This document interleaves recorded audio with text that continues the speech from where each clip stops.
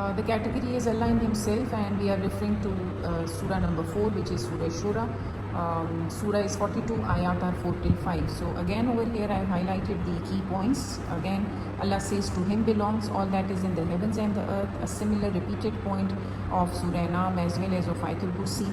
Then the qualities of Allah, He is the most high, the most great. Then the weight of Allah's majesty is so great that heavens are almost rent asunder from above them. The angels celebrate the praises of their Lord, pray for forgiveness for beings on earth, and then Allah is the oft forgiving and the most merciful. So now let's move on to its theme. Moving on to theme of Surah Shura. So first of all, category is, again you have to highlight that this surah belongs to the category of Allah in Himself. The different themes are highlighted in this passage, like control of Allah, the might of Allah, the prayers, the forgiveness. So the first thing which is highlighted is the control of Allah, which says, Allah says in this passage that Allah being the owner of everything, having perfect control over His creations because He created everything. Here you can also highlight the creations of Allah like heavens and the earth. So all are created by Allah, and every creation of Allah is under His complete control and authority.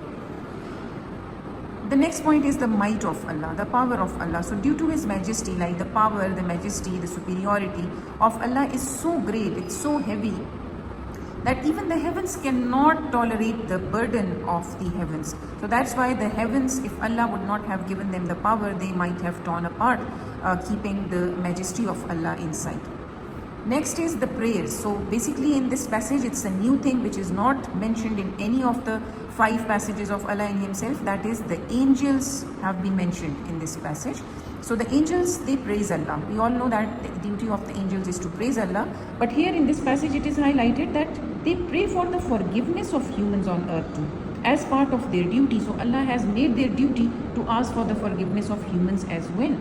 Lastly, forgiveness, as it highlights the quality of Allah being Ghafur Rahim. So it says that humans are reliant on Allah's mercy, as He is the most forgiving, the most merciful. So the passage highlights the merciful nature of Allah, and that humans can only consult Allah for forgiveness. This is the reference which you can clearly quote with it, but my mercy extends to all the things. So this is the theme of the passage. Moving on to the importance of Surah Shura. Let's see how it goes.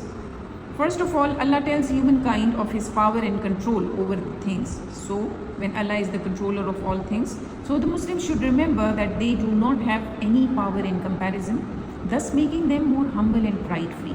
जब हमें पता है कि हमारी कोई power है ही नहीं, so it will make us more humble and pride free. Secondly, Allah is merciful. We come to know from this specific passage that Allah is merciful when Muslims have committed sins or wrong actions. So the Muslims have someone to turn in times of need. Next, Allah is merciful to humankind. So in turn, Muslims should be grateful and also try to be forgiving of others as well, even if they have hurt them. So जैसे Allah हमारे लिए मेहरबान है, merciful है, in that way the Muslims should also try to become merciful for others.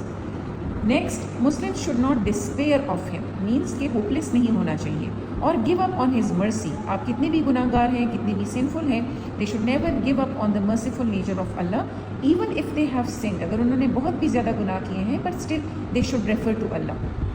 They should turn to Him, they should turn back to Him, and He will forgive.